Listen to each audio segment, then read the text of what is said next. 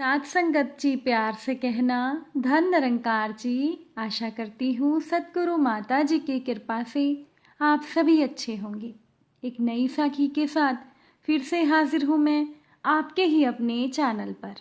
साथ संगत जी, आज जो युग चल रहा है इसे कलयुग कहते हैं।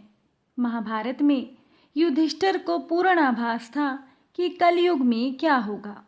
आज की साखी इसी विषय पर आधारित है। चलिए आज की साखी सुनते हैं। साथ संगत जी, पांडवों का ज्ञातवास समाप्त होने में कुछ ही समय शेष रह गया था। पांचों पांडव और द्रौपदी जंगल में छुपने का स्थान ढूंढ रहे थे। उधर शनिदेव की आकाश मंडल से पांडवों पर नजर पड़ी। शनिदेव के मन में ख्याल आया कि इन पांचों पांडवों में से सबसे बुद्धिमान कौन है, क्यों ना इसकी परीक्षा ली जाए। अब शनिदेव ने एक माया का महल बनाया। कई योजन दूरी में उस महल के 4 कोने थे, पूर्व, पश्चिम, उत्तर और दक्षिण। अचानक से सबसे पहले भीम की नजर उस महल पर पड़ी और वो महल की तरफ आकर्षित हो गया। भीम ने युधिष्ठिर से कहा कि भैया, मुझे ये महल देखना है। युधिष्ठिर ने कहा कि जाओ। भीम महल के द्वार पर पहुंचा। वहां शनिदेव दरबान के रूप में खड़े थे। भीम ने उनसे कहा कि मुझे महल देखना है। शनिदेव ने कहा कि महल की कुछ शर्तें हैं। पहली शर्त कि इस महल में 4 कोने हैं और आप एक ही कोना देख सकते हैं। दूसरी शर्त कि महल में जो भी देखोगे उसकी सार सहित व्याख्या करनी पड़ेगी। तीसरी शर्त, अगर व्याख्या ना कर सके तो तुम कैद कर लिए जाओगे। तो भीम ने कहा कि मैं स्वीकार करता हूं, ऐसा ही होगा। साथ संगत जी, भीम महल के पूर्व किनारे की ओर चला गया। वहां जाकर उसने अद्भुत पशु पक्षी और फलों और फूलों से लदे हुए वृक्षों का नजारा देखा। आगे जाकर भीम ने देखा कि 3 कुएं हैं। अगल बगल में छोटे कुएं और बीच में एक बड़ा सा कुआं। बीच वाले बड़े कुएं में पानी का उफान आता है और दोनों छोटे खाली कुओं को पानी से भर देता है। फिर कुछ देर के बाद दोनों छोटे कुओं में उफान आता है तो खाली पड़े बड़े कुएं का पानी आधा रह जाता है।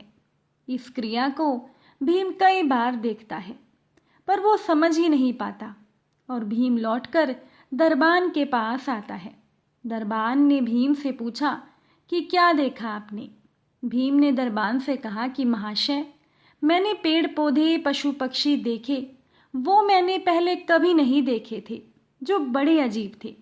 और एक बात मुझे समझ में नहीं आई कि छोटे कुएं पानी से भर जाते हैं, बड़ा कुआं पानी से क्यों नहीं भर पाता। ये बात मुझे समझ में नहीं आई। अब दरबान ने भीम से कहा कि आप शर्त के अनुसार बंदी हो गए हैं, क्योंकि आपने जो भी देखा उसकी व्याख्या आप सही से नहीं कर पाए। और दरबान ने भीम को बंदी घर में बिठा दिया। साथ संगत जी, अब भीम के बाद अर्जुन आया और दरबान से कहने लगा कि मुझे महल देखना है। दरबान ने अर्जुन को भी सारी शर्तें बता दी और अर्जुन पश्चिम वाले छोर की तरफ चला गया। आगे जाकर अर्जुन क्या देखता है कि एक खेत में 2 फसलें उग रही हैं। एक तरफ बाजरे की फसल है और दूसरी तरफ मक्के की फसल है। बाजरे के पौधे से मक्का निकल रहा है और मक्के के पौधे से बाजरा निकल रहा है। अर्जुन को ये सब अजीब लगा, उसे कुछ समझ में नहीं आया और वो वापस द्वार पर आ गया। दरबान ने अर्जुन से पूछा कि क्या देखा आपने। अर्जुन ने बोला कि महाशय, सब कुछ देखा, पर बाजरा और मक्का की बात मुझे समझ में नहीं आई।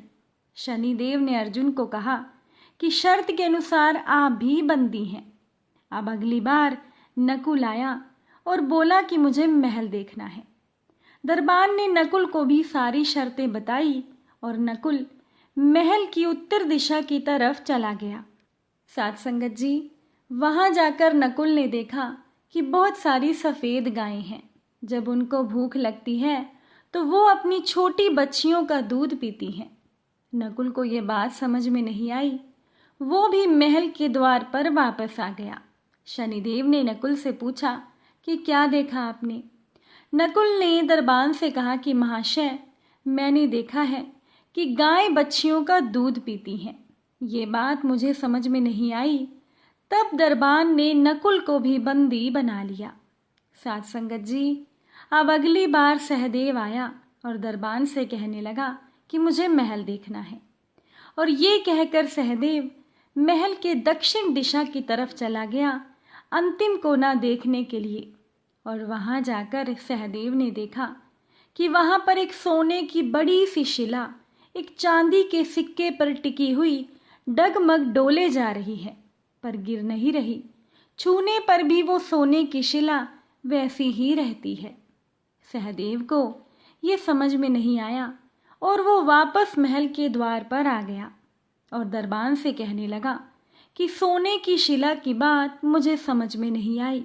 इसके बाद दरबान ने सहदेव को भी बंदी बना लिया। साथ संगत जी, जब चारों भाई बहुत देर तक नहीं आए तब युधिष्ठिर को चिंता होने लगी। वो द्रौपदी के साथ महल में चले गए। भाइयों के लिए पूछा तो दरबान ने बताया कि वो शर्त के अनुसार बंदी बना लिए गए हैं। युधिष्ठिर ने बंदी गृह में जाकर भीम से पूछा कि तुमने क्या देखा था। भीम ने कुएं के बारे में बताया। तब युधिष्ठिर ने भीम से कहा कि ये कलयुग में होने वाला है कि एक बाप 2 बेटों का पेट तो भर देगा, लेकिन 2 बेटे मिलकर एक बाप का पेट नहीं भर पाएंगे। ये सुनकर दरबान ने भीम को छोड़ दिया। फिर युधिष्ठिर ने अर्जुन से पूछा कि तुमने महल में क्या देखा था। अब अर्जुन ने फसल के बारे में बताया कि बाजरे के पौधे से मक्का निकल रहा था और मक्के की फसल से बाजरा। तब युधिष्ठिर ने अर्जुन से कहा कि ये भी कलयुग में होने वाला है, वंश परिवर्तन, अर्थात ब्राह्मण के घर शूद्र की लड़की और शूद्र के घर ब्राह्मण की लड़की ब्याही जाएगी। साथ संगत जी, ये सुनकर अर्जुन भी बंदी गृह से छूट गया। अब युधिष्ठिर ने नकुल से पूछा कि तुमने क्या देखा।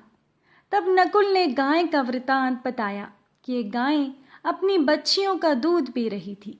तब युधिष्ठिर ने कहा कि कलयुग में माताएं अपनी बेटियों के घर में पलेंगी, अपनी बेटियों के घर का दाना खाएंगी और बेटे सेवा नहीं करेंगे।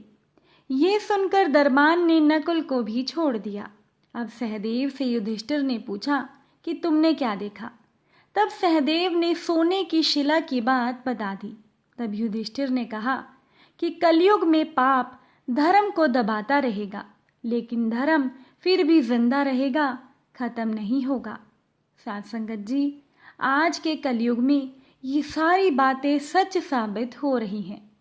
साथ संगत जी, आपको ये सभी बातें कितनी सही लगी कमेंट में ज़रूर बताइएगा और उम्मीद करती हूँ कि साखी आपको अच्छी लगी होगी। अगर अच्छी लगी हो तो वीडियो को लाइक ज़रूर कीजिएगा। फिर मुलाकात होगी आपसे एक नई साखी के साथ। साथ संगत जी, प्यार से कहना, धन निरंकार।